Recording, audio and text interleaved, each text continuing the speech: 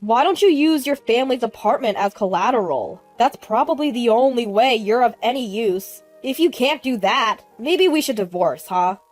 Is this man laughing in front of me really my husband? He's planning a hostile takeover of a company and is after my family's assets.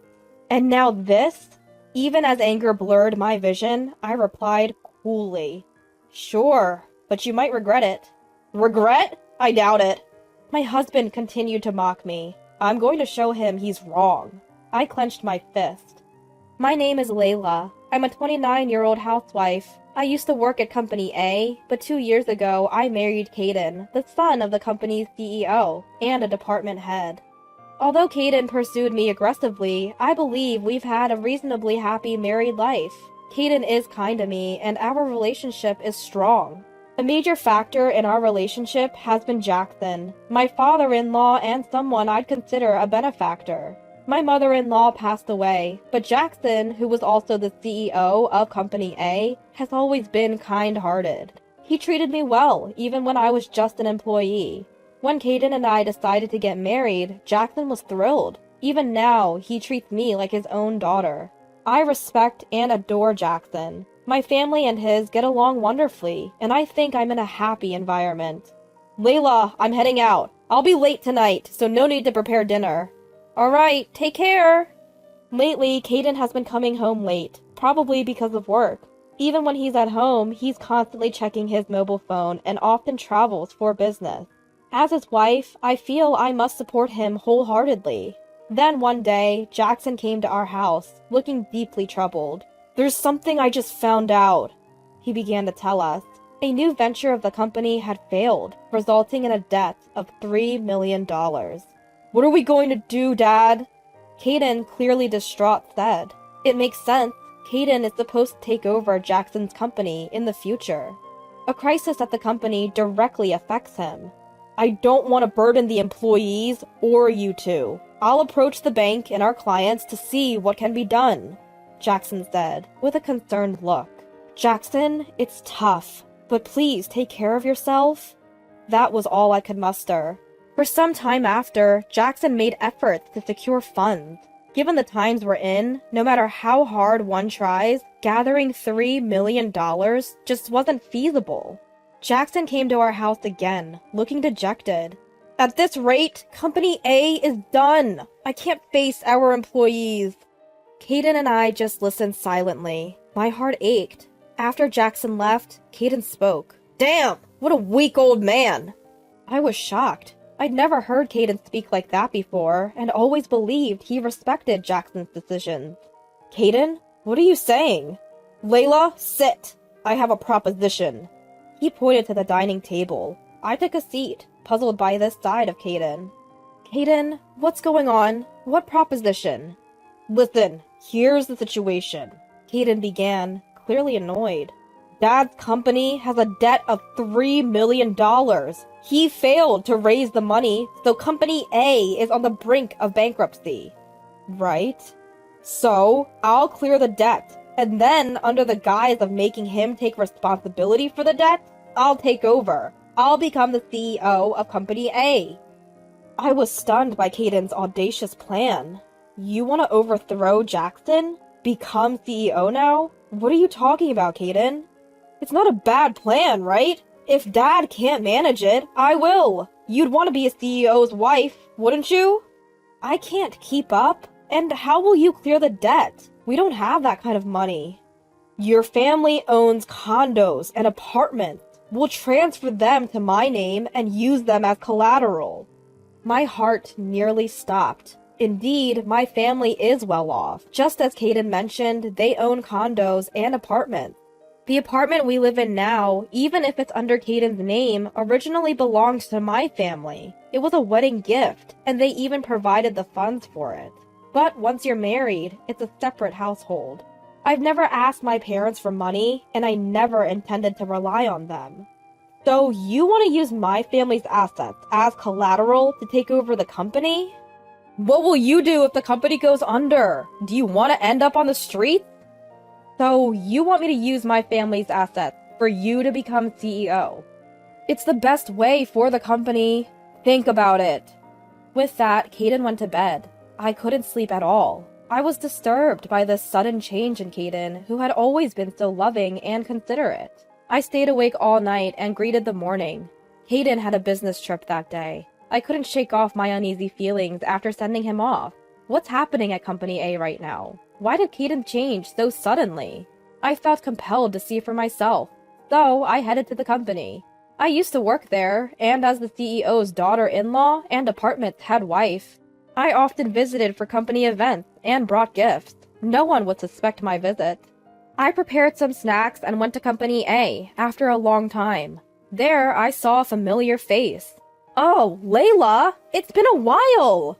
It was my former colleague, Monica. Monica and I started at the company at the same time and have always been close. We share a bond so deep that calling her my best friend wouldn't be an exaggeration.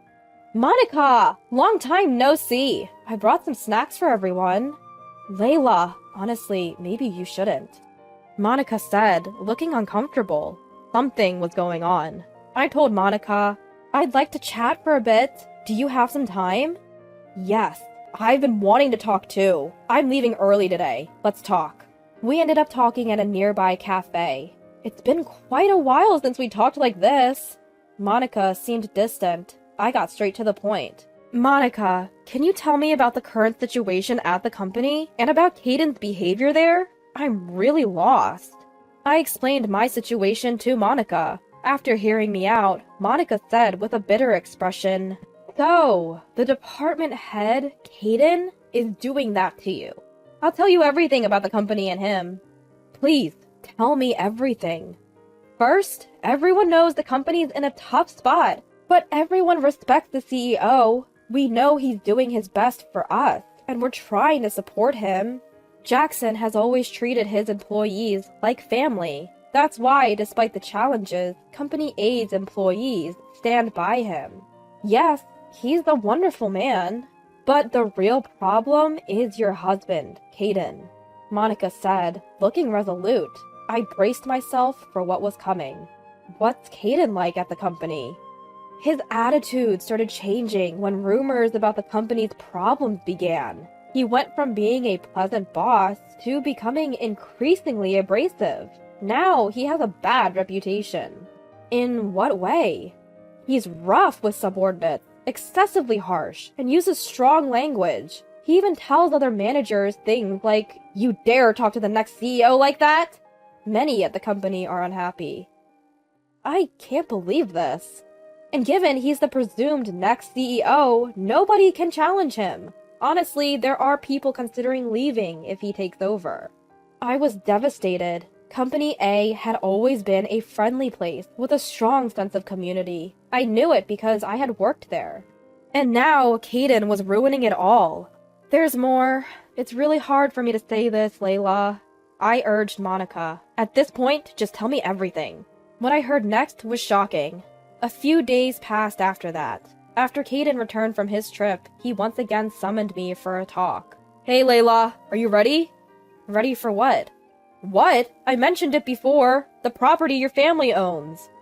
You're serious about this? You really want me to put up my family's assets? How many times do I have to say it? I need it for when I become the CEO. Haha. He laughed arrogantly and continued. So just get your family's apartment as collateral, okay? That's the only useful thing you can do. If you can't, then it's divorce. Huh. He then slammed a filled-out divorce application on the table. Looking at him laughing, I wondered, is this really the same kind-hearted man I married? After seeing his plans for the company, his greed for my family's wealth, and now this? With rising anger, I calmly responded. If that's how you feel, be prepared for the consequences. What? I won't regret it. His attitude was still mocking.